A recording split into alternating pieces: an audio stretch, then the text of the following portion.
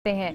जयपुर में वरिष्ठ जन सम्मान समारोह के दौरान क्या कुछ कह रहे हैं मुख्यमंत्री अशोक गहलोत। यहाँ अध्यक्षता कर रहे हुए हमारे मंत्रिमंडल के साथी टीकाराम जूली साहब, सामाजिक न्याय व अधिकारिता मंत्री श्रीमती अर्चना शर्मा जी, अध्यक्षा समाज कल्याण बोर्ड, हमारे गांधीवादी नेता सवाई सिंह जी, संस्थान के अध्यक्ष आदरणीय नाथुलाल वर्मा साहब, श्रीमती दुर्गा वर्मा जी, महासचिव श्री कौशल सत्यार्थी जी और अन्य तमाम संस्था के पदाधिकारीगण, सदस्यगण और यहाँ उपस्थित होने वाले तमाम सम्मानित होने वाले हमारे तमाम वरिष्ठ नागरिकगण, भाई और बहनों, नौजवान साथी, मुझे आज इस प्रोग्राम में आके इतनी प्रसन्नता हो रही है कि मैं आपको शब्दों में व्यक्त नहीं कर सकता। प्रोग्राम तो कई बड़े बड़े होते रहते हैं, पर जिस प्रकार से नाथुलाल वर्मा जी, जिनको मैं जानता नहीं था, मुझे खाली इतला हुई कि वो मानव सेवा ट्रस्ट चलाते हैं और एक प्रोग्राम रखा है वरिष्ठ नागरिकों का, और वरिष्ठ नागरिक दिवस भी है। उसके उपलक्ष्य में वो मेरे हाथों से सम्मान करना चाहते हैं बुजुर्गों का, वरिष्ठ नागरिक, और मैंने तत्काल प्रोग्राम को फिक्स कर दिया, मुझे जाना ही है। और मेरा मानना कि जिस प्रकार से नाथुलाल वर्मा जी ने रिटायरमेंट के बाद में अपना को समर्पित कर दिया समाज के लिए, वरिष्ठ जनों के लिए, और जो अभी उन्होंने बताया कि वो क्या क्या इस संस्था के माध्यम से सेवा का काम कर रहे हैं, मैं उससे बहुत प्रभावित हुआ। अभी नाथुलाल वर्मा जी की तरह अगर हर क्षेत्र में, हर जिले में, हर ब्लॉक में लोग काम करने लग जाए तो मैं समझता हूँ कि वरिष्ठ नागरिकों को एक अलग पहचान मिल सकती है। उनके अलग तरह की समस्याएं होती है। बुजुर्ग जो होता है व्यक्ति, उनकी समस्याएं अलग तरह की होती है, पारिवारिक भी होती है, सामाजिक भी होती है, स्वास्थ्य की भी होती है, सब तरह की होती है। उनको जो बुढ़ापे के अंदर ही होती है। कोई ऐसा साथी मिले, चाहे बच्चे हों, चाहे वो पड़ोसी हों, चाहे वो रिश्तेदार हों या समाज हो, कोई न कोई उनके साथ खड़ा मिले उनको, तब जाके वो कॉन्फिडेंस से ज़िंदगी जी सकता है और जीवन व्यतीत कर सकता है। अगर वो कॉन्फिडेंस नहीं रहता है बुजुर्ग के अंदर तो वो बहुत तकलीफ आता है, क्योंकि प्रॉब्लम तो आती रहती है, स्वास्थ्य की भी आती रहती है। इसलिए मुझे खुशी हुई कि नाथुलाल वर्मा जो है इस उम्र के अंदर भी और रिटायरमेंट के बाद में उन्होंने एक सेवा का संकल्प किया और मानव सेवा ट्रस्ट का निर्माण किया। नाम भी ऐसा ही रखा है जैसा काम हो रहा है। इसके लिए बधाई की पात्र है हमारे।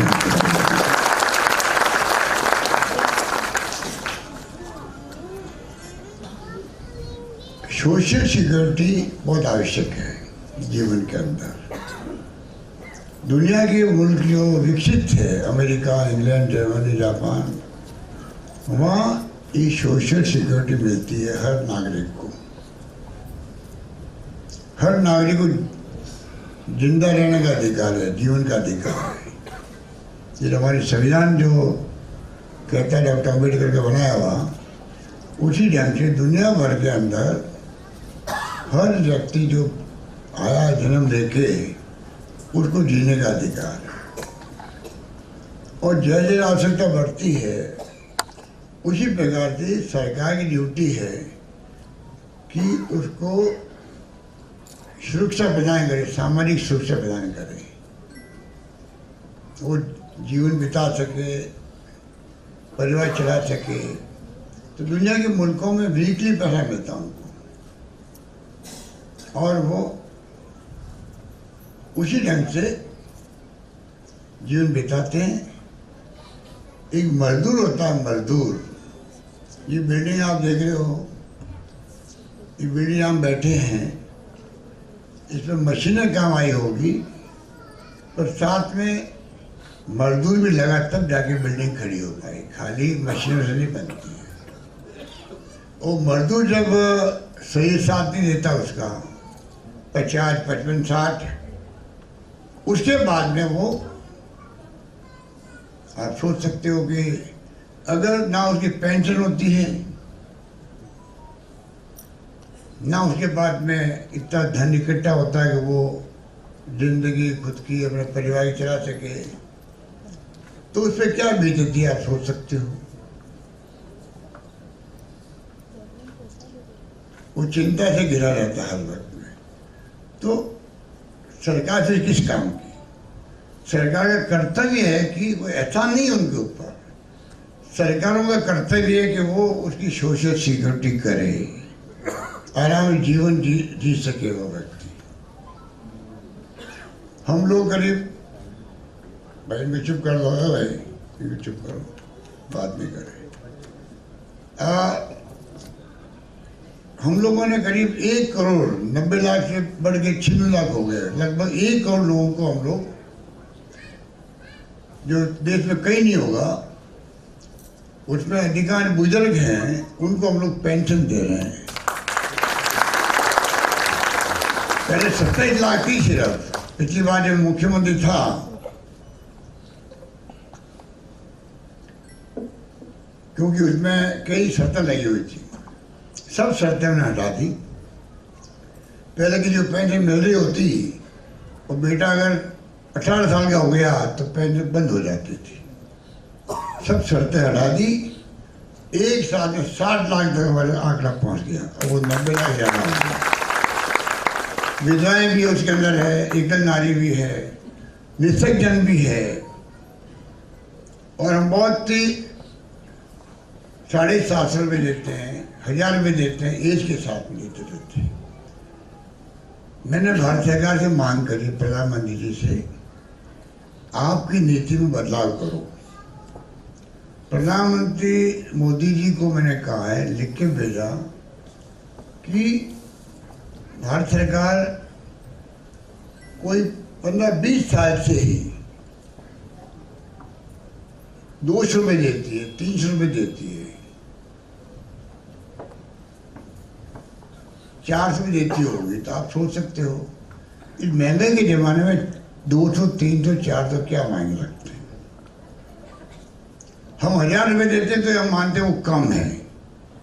जब तक आप महंगाई के साथ नहीं बढ़ोगे, जैसे तनख्वाह बढ़ती नहीं बढ़ती कर्मचारी की, डीए बढ़ जाता है महंगाई के साथ में। और मेरी नौकरी की मालूम है कि डीए बढ़ता रहता है तो आराम रहता है, महंगाई बढ़ता। तो ये पेंशन फिक्स है और महंगाई बढ़ती जा रही है भयंकर। कोरोना के बाद और महंगाई बढ़ती है। आज तो महंगाई, बेरोजगारी, 2 मुद्दे देश के सामने हैं। नौकरी मिल नहीं रही है, नौकरी थी वो नौकरी है, किसी को निकाल दिया लोगों ने क्योंकि उनकी आमदनी कम हो गई, फैक्ट्री बंद हो गई, तनख्वाहें कम कर दी गई जगह पर। और महंगाई की मार तो मैं समझता हूँ हमारी बहनें माता बैठी जानती है, रसोई चलाना मुश्किल हो जाता है। सब्जियाँ, दाल, हर चीज़ की महंगाई बढ़ गई है। तो ये जो स्थिति है, इसको देखते हुए मैं समझता हूँ कि हम सोशल सिक्योरिटी को अपना रहे हैं और ज़्यादा उसको मजबूत कर रहे हैं।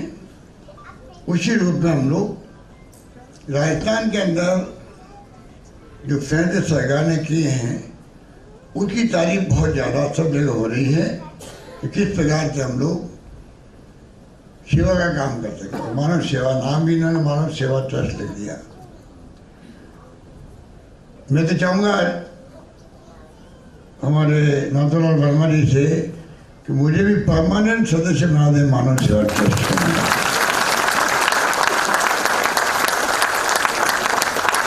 नाम ऐसा है जो मेरी रुचि का नाम है और काम मेरी रुचि का है, तो आनंद वही आता है जब रुचि का काम हो। मेरी रुचि का काम यही है, मैंने बचपन से ये संस्कार लिए हैं और उसी कारण से मैं प्रथम सेवक के रूप में आज तीसरी बार आपके आशीर्वाद से मुख्यमंत्री। और मैंने कहा कहने के लिए नहीं कहा है, अब पता नहीं कि मर्जी है कि वो मुझे बनाएंगे नहीं बनाए, अलग बात है। तो मैंने ऑफर दे दी है कि मैं इनका जो है सदस्य बनना चाहूँगा, कोई पद नहीं दूंगा, मैं खाली सदस्य बनना चाहूँगा। हमने जो अभी बताया आपको, इतनी अच्छी स्कीम लाए हम लोग राजस्थान के लिए, चिरंजीवी योजना। अपन शादी ब्याह में चिरंजीव हो, लॉन्ग लाइफ, नाम भी हमने योजना में वो लिखा है। हिंदुस्तान में कहीं नहीं है। भारत सरकार की एक स्कीम है, वो पहले भामाशाह की स्कीम राजस्थान में थी, वो आधी आबादी को पूरी नहीं करती थी। वो खाली जो एक सर्वे होता है उसको आधा बना के एक तेई आबादी को 5 लाख का बीमा मिलता था इलाज का। हमने सब हटा दिया है, पूरे प्रदेशवासियों का, पूरे प्रदेशवासियों का 10 लाख का बीमा कर देगा। दूसरा जो है 10 लाख के बीमे के अलावा, मान लीजिए आपने इलाज करवाया, एक मुझे भाई मिला प्रदेश कांग्रेस के दफ्तर के बाहर, इतना खुश था वो कि जब मैं मेरे गांव से लेके आया मरीज को, मेरे संबंधी थे कोई, और सीके बिरला में मैंने अस्पताल में इलाज करवाया, हार्ट का, हृदय का बाईपास करवाया, जहाँ 2, 2.5, 3 लाख में लगते हैं। वो कहता मेरा खाली टैक्सी का खर्चा था 170 रुपये, खाली मेरे 170 रुपये लगे और मेरा इलाज फ्री हो गया। अब मैं आपको एग्जाम्पल देना चाहता हूँ, इसलिए कि आप लोग सब वरिष्ठ नागरिक बैठे हैं और आप बात को पहुँचा सकते हो आगे जाके, गरीब के घर तक पहुँचा सकते हो। और जरा वर्मा जी ने कहा कि काम ये करते भी हैं। अगर मान लो 6-10 लाख में 4 लाख खर्च कर दिया आपने परिवार के इलाज के लिए, 6 लाख ही बचे हुए हैं, और तकलीफ आ गई, भगवान पता नहीं किसको क्या तकलीफ मुझे मालूम नहीं पड़ता है। कई बार अचानक ही किडनी ट्रांसप्लांट करानी पड़ती है, लिवर ट्रांसप्लांट कराना पड़ता है, और कोई बीमारी जो ऑर्गन ट्रांसप्लांट होता है, हार्ट भी बदल जाता है लोगों का, इसलिए जो डेथ होती है एक्सीडेंट से, तो उनके तमाम जो अंग है शरीर के, वो किसी के लिए काम आ सकते हैं। अपने यहाँ भी हार्ट का ऑपरेशन होने लग गया है, एक्सीडेंट हो गया, मर गया आदमी, उनका हार्ट, किसी आदमी का हार्ट खराब हो गया है, उसमें अदला बदली हो सकता है, मतलब अदला बदली मतलब उसका लग सकता है। इतनी आजकल साइंस आगे बढ़ गई है। उसमें 15-20 लाख खर्च होते हैं मान के। हमने वो स्कीम बनाई है बीमे की 10 लाख की। अगर आपका 4 लाख खर्च हो गए, 6 लाख ही बचे हैं, वो 6 लाख बचे रहेंगे, और जो किडनी ट्रांसप्लांट है, लिवर ट्रांसप्लांट है, हार्ट ट्रांसप्लांट है, कोकले प्लांट से बच्चों में जो बैल गूंगे होता है, हो जाता है बचपन से ही, 10 लाख खर्च होता है। तो हमने कहा है ऐसे इलाज के लिए 6 लाख बचे रहेंगे परिवार के, अलग से सरकार उनका पूरा इलाज करवाएगी 8 लाख या 10 लाख का। इसका मतलब है कि सभी नागरिक में ये विश्वास होना चाहिए, अब मैं ज़िंदगी में बीमार पड़ गया, मेरे घर में कोई तकलीफ आ गई, ना मेरा मकान बिकेगा, ना गहने बिकेंगे, ना उधार लेना पड़ेगा। कल रात को कोई मेरे पास आया, मानसून का नौजवान था, वो कहते मैं मेरे दोस्त को ले गया, उंगली कट गई थी, तो उंगली कटी, वो तकलीफ दूसरी थी, और मैं ले गया अलवर उसको, तो तकलीफ दूसरी और थी। 20-30-40 हज़ार खर्च होंगे, 20-30 हज़ार खर्च होंगे, तो मेरी 2 भैंस मेरे पास, मैं मेरे घर पे 1 भैंस बेचनी पड़ेगी मुझे। और जब आप गया, मालूम पड़ा उनका इलाज फ्री हो रहा है, तो भैंस बिकने से रह गई, वरना वो दूध कैसे बेचता, कैसे वो घर का खर्च चलाता। वो मुझे रात को कल 12 बजे मैं आपसे बात कर रहा था, एक बांसुर का लड़का था, उससे मुझे एक किस्सा सुनाया था। देखो आपकी स्कीम जो है इतनी शानदार है। कहने का मतलब ये है, ये मैंने क्यों कहा वो पूरी बात, इसलिए आप में से यहाँ बैठे हो, उनको भी ये पूरी बात जो मैंने बताई शायद उसको मालूम नहीं होगा, क्योंकि इतने गहरे से कोई जाता नहीं है कि सरकार की स्कीम वास्तव में क्या है। जब सरकारी स्कीम में जो आज मोबाइल फ़ोन होता है, उसके अंदर जो प्रोग्राम बने हुए हैं सब उसमें आता भी है, में क्या क्या स्कीम आई है, कौन कौन बेनिफिशरी है, ये सब आता भी है। तो मैं आपको इतना ही कहना चाहूँगा, स्कीमें तो बहुत सारी है, वो सब आप लोग जानकारी प्राप्त, अखबार में आता रहता है, आप देखते सब। जो ग्रामीण ओलंपिक करवा रहे हैं, आप देखा अपने विज्ञापन अखबार के अंदर है, कितने लोगों ने देखा? आप तो हाथ खड़ा करो, 30-40 लोगों ने देखा। कम से कम 30 लाख लोग जो है, 30 लाख लोगों ने रजिस्ट्रेशन करवाया अपना खेल खेलने के लिए। कबड्डी भी, वॉलीबॉल भी, हॉकी भी, खो खो भी, महिलाएं भी, पुरुष भी। उम्र का कोई उसमें बैन नहीं है। 50 साल 60 साल का आदमी खेल सकता है, 70 साल का आदमी कबड्डी खेल सकता है, वॉलीबॉल खेल सकता है। इस खेलों का माहौल बने प्रदेश के अंदर नौजवानों के लिए भी। तो और उसमें राजस्थानी खेल है, राजस्थान जीतेगा। कहना मतलब कोई हार जीत की बात नहीं है, पर गांव गांव में मैच होंगे। अभी 29 तारीख से शुरू किया है। तो मैं चाहता हूं कि जो आपने अभी जूली साहब बता रहे थे कि बच्चों के बारे में, क्योंकि बच्चे जो है वो माँ बाप की सेवा नहीं करते हैं। तो मैंने जब अभी कल्याण बोर्ड बनाया, वरिष्ठ नागरिकों का कल्याण बोर्ड अलग बनाया हम लोगों ने, जिससे और अधिक अच्छा काम हो सके। और वो अध्यक्ष आए नहीं मेरे ख्याल से, उनसे संपर्क भी नहीं कर पाए होंगे आपने। वो गोपाल सिंह ईडवा जी बने मेरे ख्याल से ना। एक बोर्ड बनाया, उनका नाम है वरिष्ठ जन कल्याण बोर्ड, जिससे कि और ज़्यादा हम लोगों की सूचना मिल सके। मैं आपसे अपील करना चाहूँगा, आपके माध्यम से ये जो अपन बैठे हैं, ये भी मैं बात बोल रहा हूँ ना, पूरा देश प्रदेश सुन रहा है।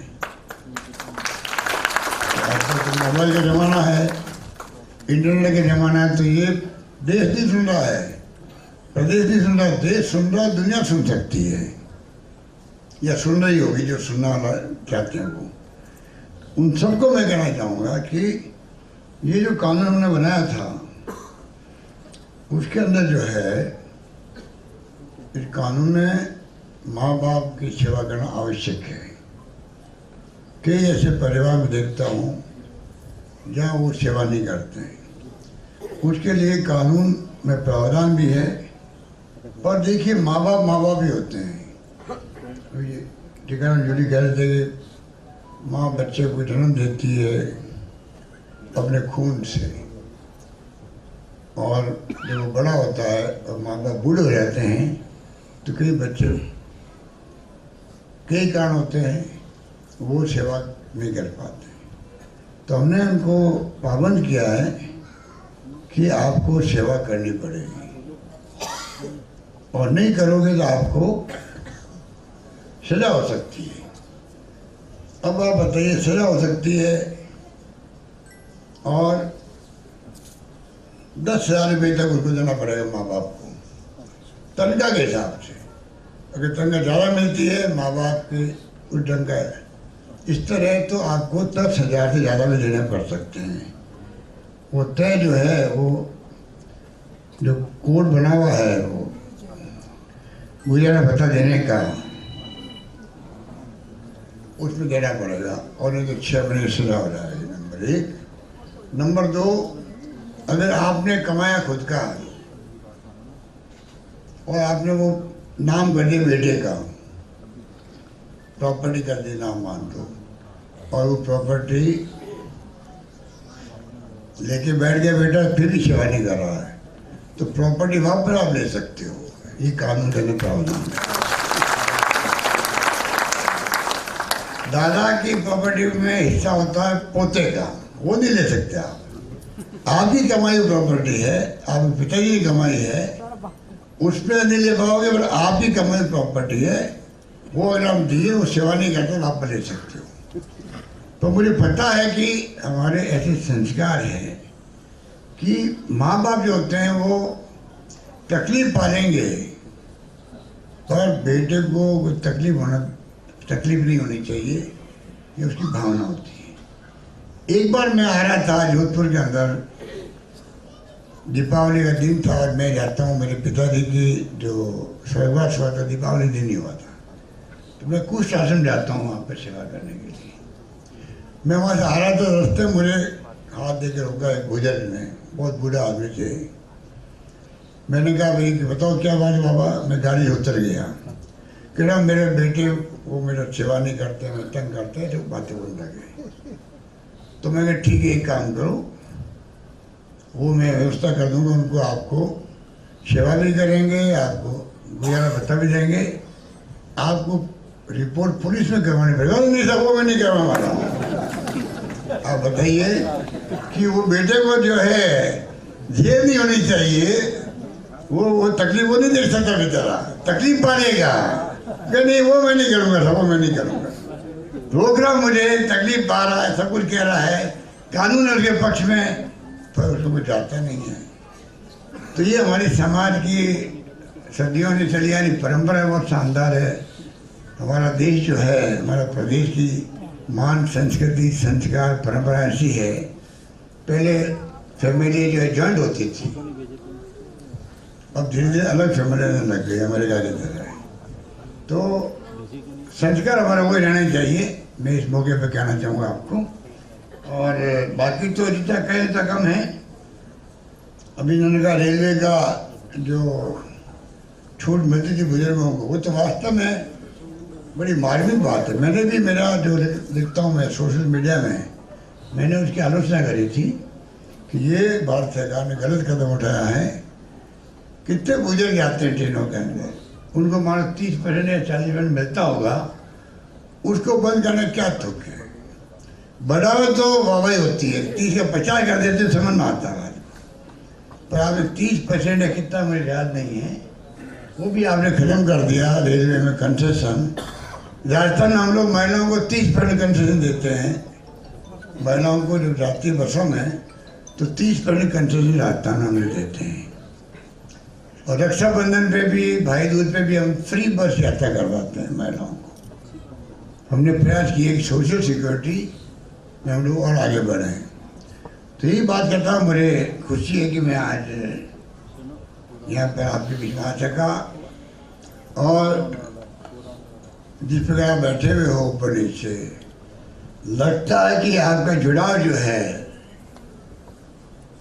वर्मा जी के साथ में, आपका जुड़ाव भावात्मक भी है, भावात्मक भी है, और इनका जुड़ाव भी आपके हम वैसा ही है, क्योंकि बुजुर्गों को ढूंढ ढूंढ के लाने बड़ा काम है।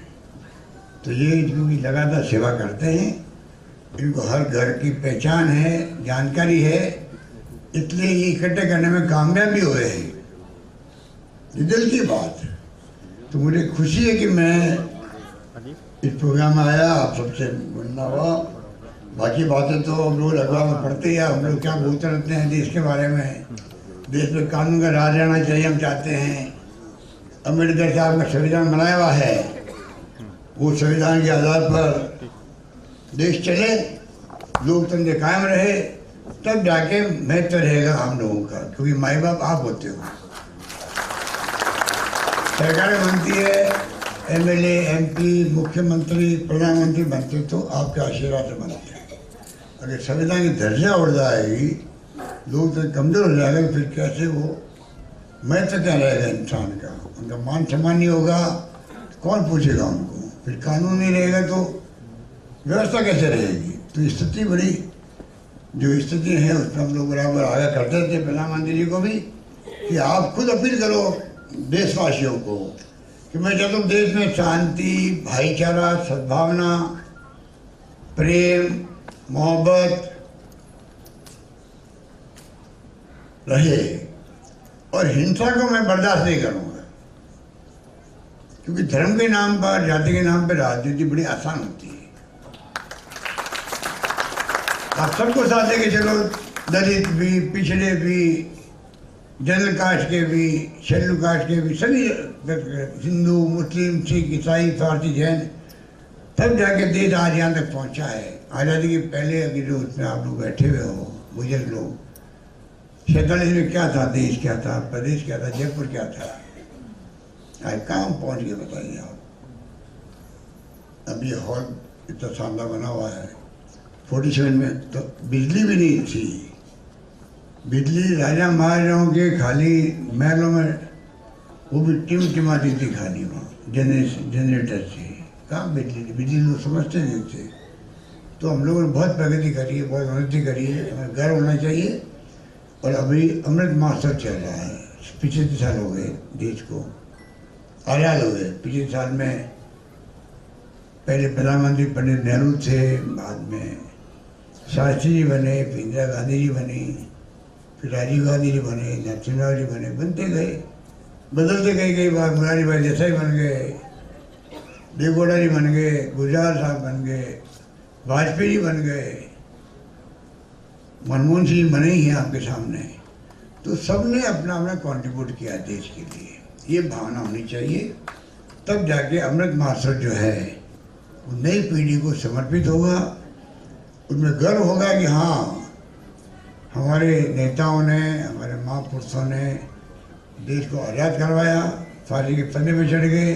भगत सिंह जैसे लोग, सुभाष चंद्र बोस हो, चाहे वो गांधी जी के सानिध्य में पूरा कुनबा था, जिन्होंने सब कुछ किया, देश को आज़ाद करवाया। और अम्बेडकर साहब ने संविधान बनाया, वो आज कायम है। 75 साल के बाद नहीं, ये हमारे गर्व की बात होनी चाहिए। इसलिए मैं लंबी बात नहीं कहता हुआ वर्मा जी को मैं अपनी ओर से, आप सबकी ओर से और राजस्थान भर के बुजुर्गों की ओर से बहुत बहुत बधाई देता हूँ। धन्यवाद। जय हिंद। धन्यवाद।